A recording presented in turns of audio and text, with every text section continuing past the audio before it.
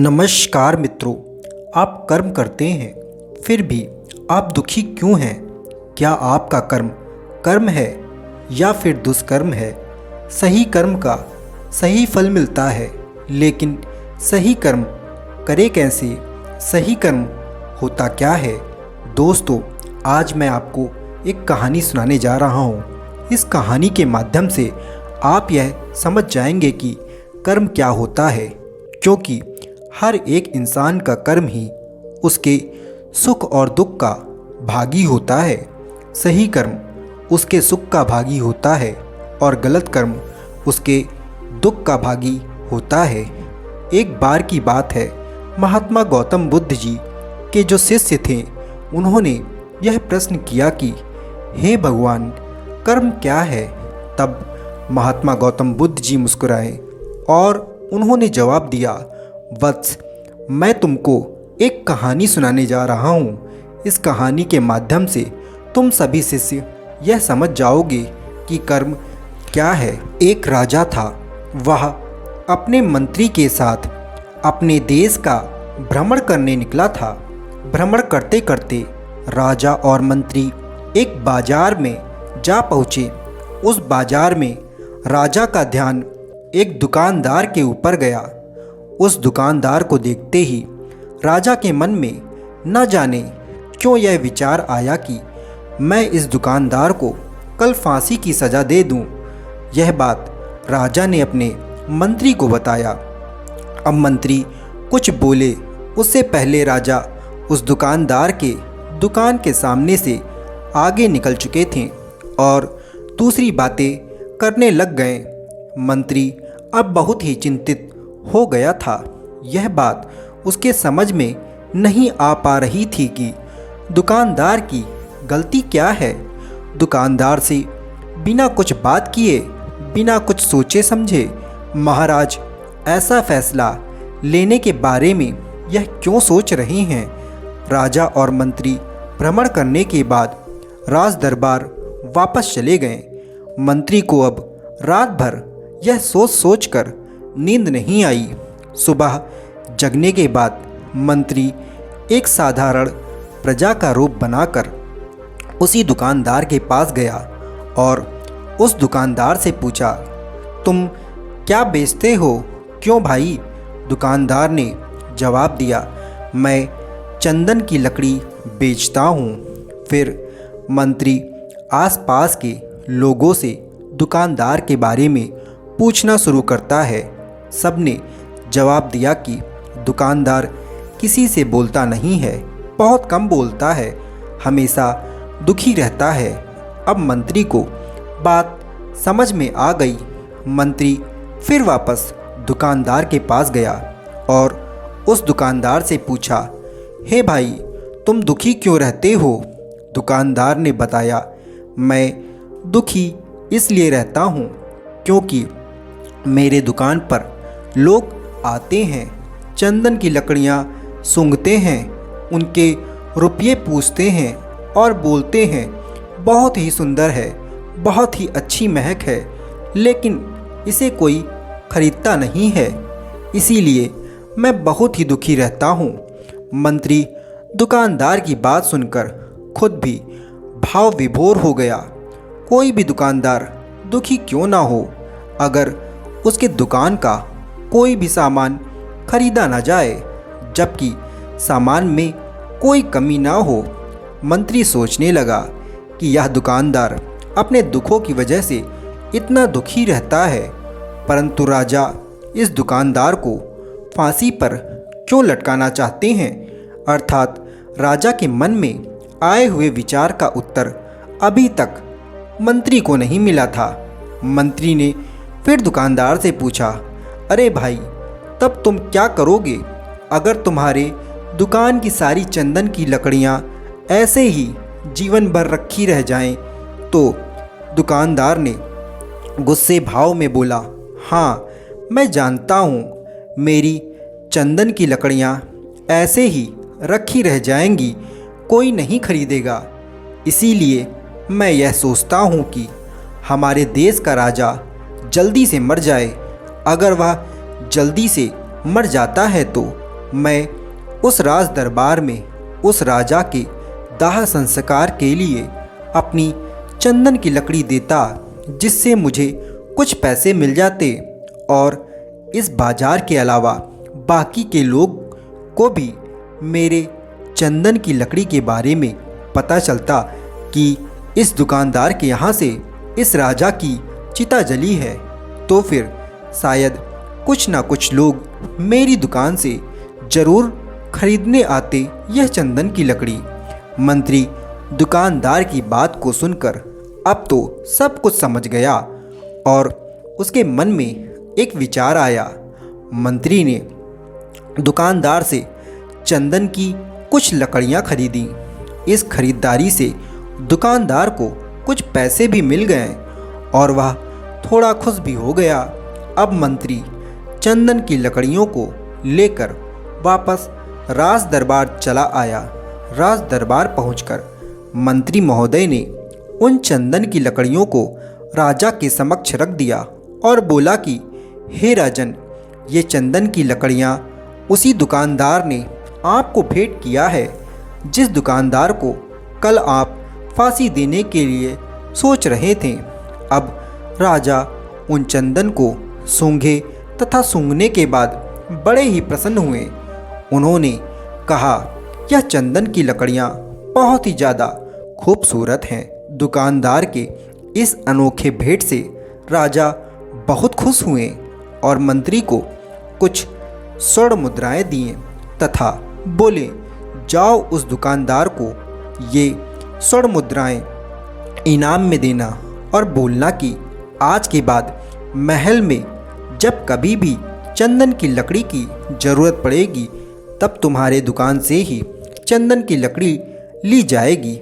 मंत्री जी अब मुस्कुराने लगे तथा यह सोचने लगे कि अब तो राजा के मन में उस दुकानदार को फांसी देने का विचार आ ही नहीं सकता, क्योंकि अब तो हमेशा राज दरबार के लिए चंदन की लकड़ियों का इंतजाम की जिम्मेदारी उस दुकानदार को जो मिल गई है।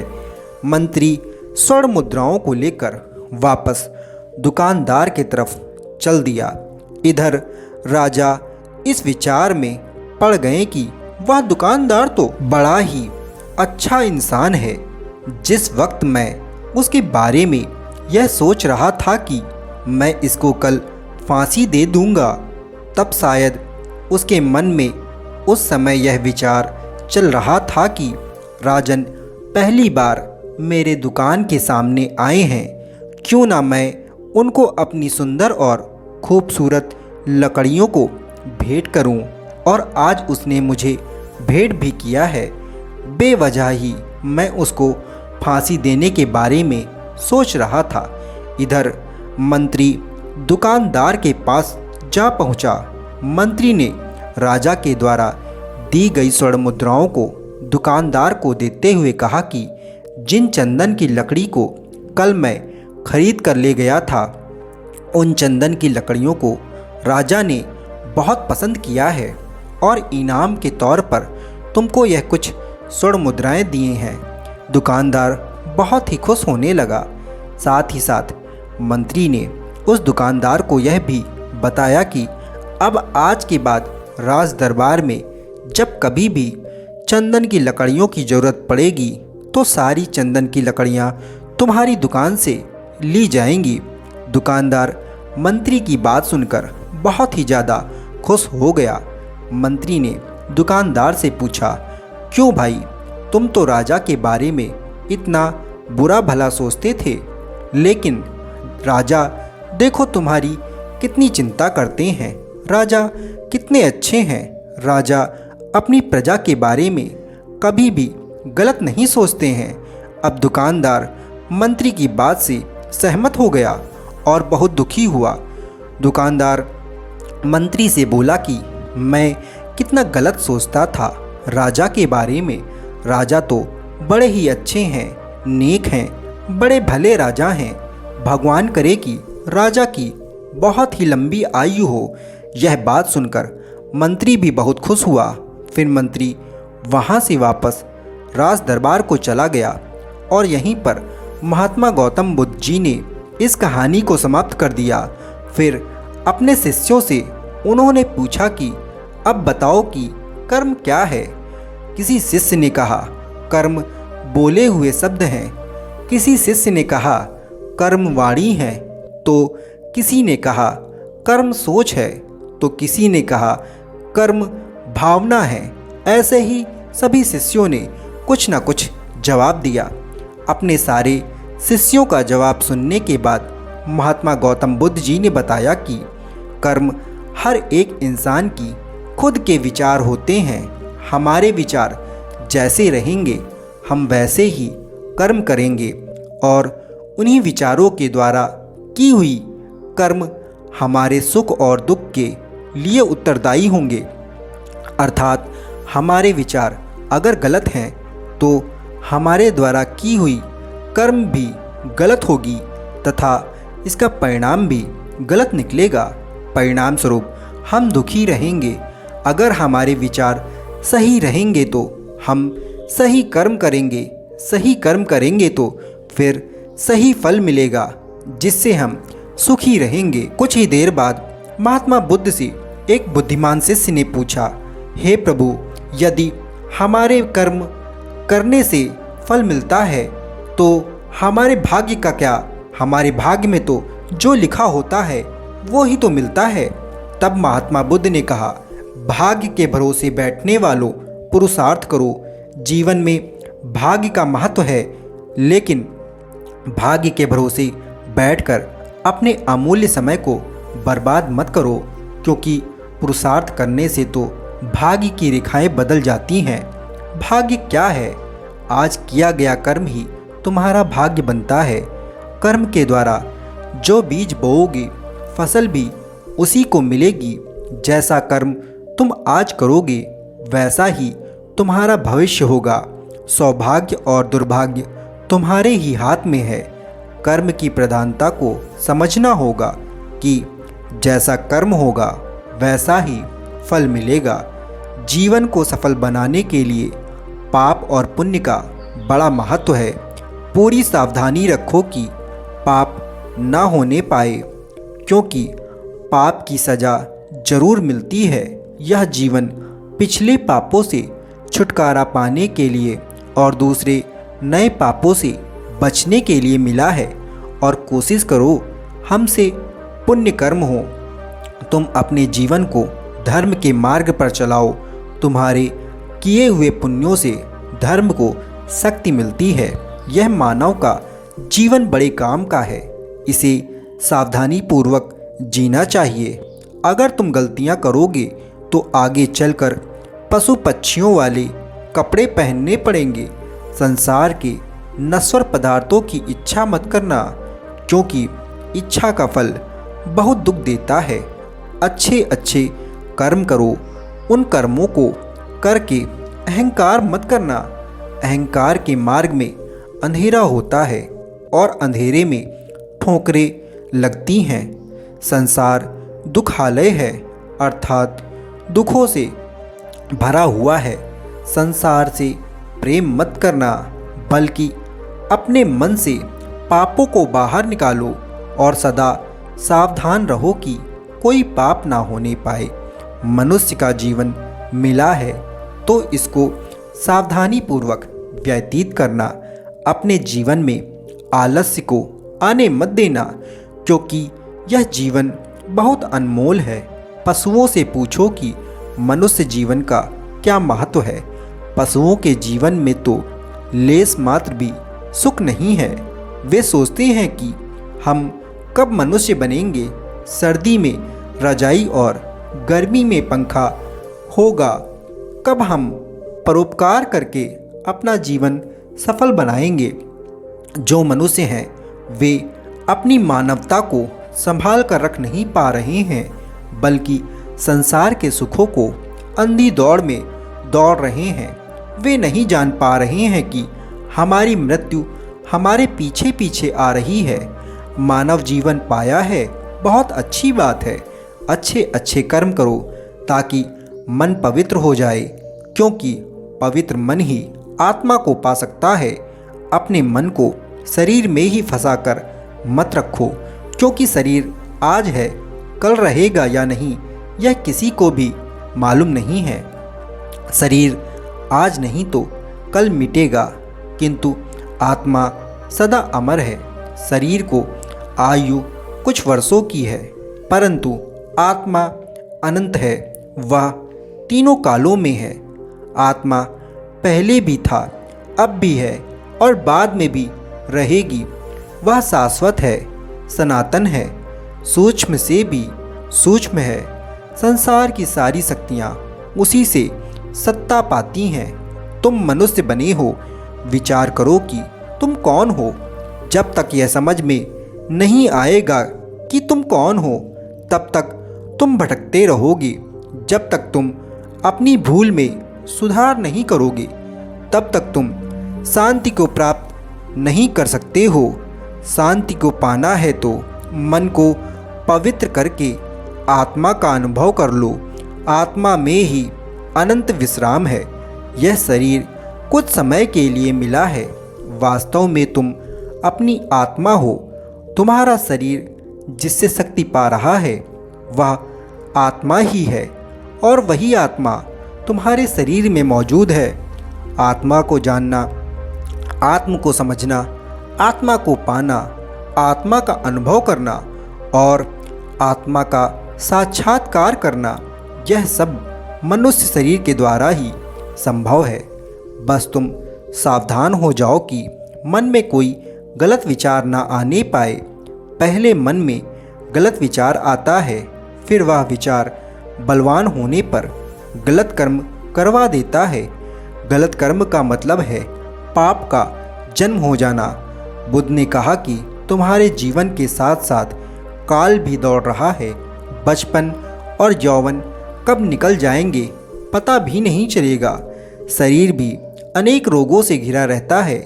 इस शरीर की शारीरिक और मानसिक दोनों प्रकार से रोगों से रक्षा करनी पड़ती है। रोग और भोग दोनों शरीर को निर्बल करते रहते हैं। रोगी और भोगी दोनों को ज्ञान अच्छा नहीं लगता।